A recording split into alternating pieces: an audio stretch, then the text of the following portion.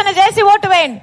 ఈరోజు మనస్ఫూర్తిగా చెప్తున్నాను, ఈరోజు రాజశేఖర రెడ్డి బిడ్డ కాంగ్రెస్ పార్టీలో చేరింది అంటే ఎందుకు చేరిందన్నా?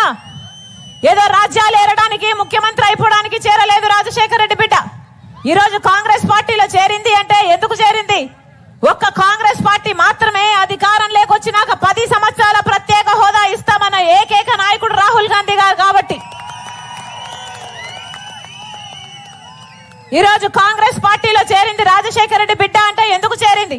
ఎందుకంటే ఒకవైపు టీడీపీ, ఒకవైపు వైసీపీ మన ప్రజలను ప్రజల ప్రయోజనాలను తాకట్టు పెట్టారు. కాబట్టి 10 సంవత్సరాలు అయిపోయింది. ప్రత్యేక హోదా మనకు 10 సంవత్సరాల క్రితం రావాల్సింది, ఈ రోజు వరకు రాలేదు.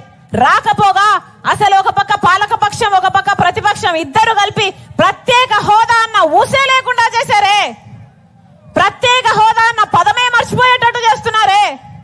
అందుకే కొట్లాడడానికి ఒక గొంతు ఉండాలి, గట్టిగా కొట్లాడడానికి నిలబడడానికి ఒక పార్టీ ఉండాలి. కాబట్టి రాజశేఖర రెడ్డి బిడ్డ కాంగ్రెస్ పార్టీలో చేరింది.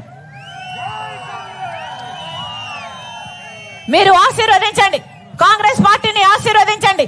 ఆ రాజశేఖర రెడ్డి గారి సంక్షేమ పాలన మళ్ళీ మీ గడపకు తేవడమే కాకుండా 10 సంవత్సరాల ప్రత్యేక హోదా ఇస్తుంది కాంగ్రెస్ పార్టీ. మీరు ఆశీర్వదించండి. రైతులకు 2 లక్షల వరకు రుణమాఫీ చేస్తుంది కాంగ్రెస్ పార్టీ. మీరు ఆశీర్వదించండి. ప్రతి పేద కుటుంబం ఇల్లు గడవడానికి ఎంత కష్టమైపోయిందో ఈ రోజు.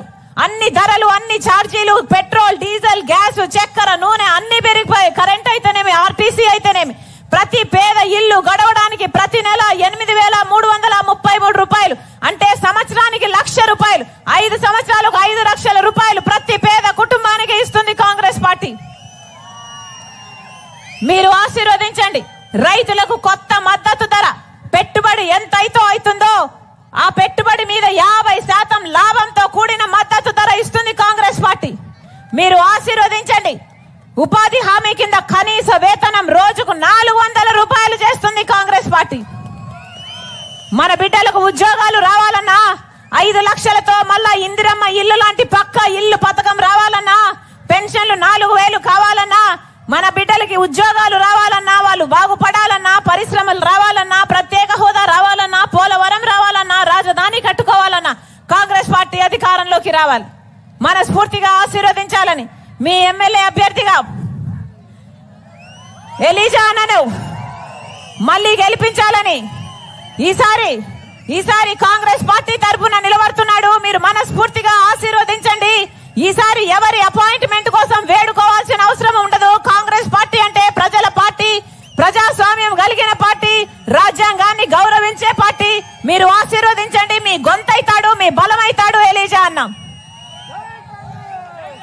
అలాగే మీ ఎంపీ అభ్యర్థి లావణ్య కొవ్వూరు గారు మనస్ఫూర్తిగా ఆశీర్వదించండి. అవసరమైతే మీ గొంతును ఢిల్లీలో కూడా వినిపిస్తుంది. అవసరమైతే మీకోసం అక్కడ కూర్చొని పాదయాత్ర అయినా చేస్తుంది, నిరాహార దీక్షలైనా చేస్తుంది. మీరు ఆశీర్వదించండి. మీకోసం నిలబడే వాళ్ళను, మీకోసం పనిచేసే వాళ్ళను గెలిపించాలని మరొకసారి ప్రతి అన్నను, ప్రతి తమ్ముని, ప్రతి అక్కను, ప్రతి చెల్లిని మీ రాజశేఖర రెడ్డి బిడ్డ మనస్ఫూర్తిగా శిరస్సు వంచి చేతులు జోడించి ప్రార్థిస్తోంది. జోహార్ వైఎస్ఆర్.